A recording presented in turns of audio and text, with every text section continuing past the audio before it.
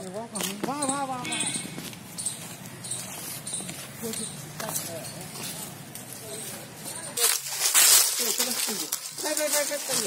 हाँ चलिए।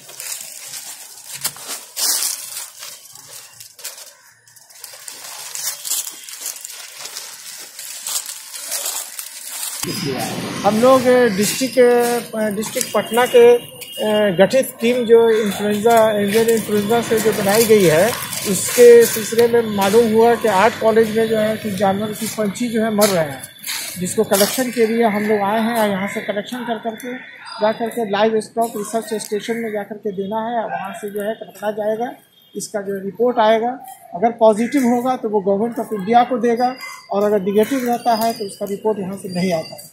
मैं APO पटना हूँ, असिस्टेंट पोल्ट्री ऑफिसर, और हमारे साथ जो है 2 असिस्टेंट हैं और एक जो है मोबाइल वेटनरी ऑफिसर है।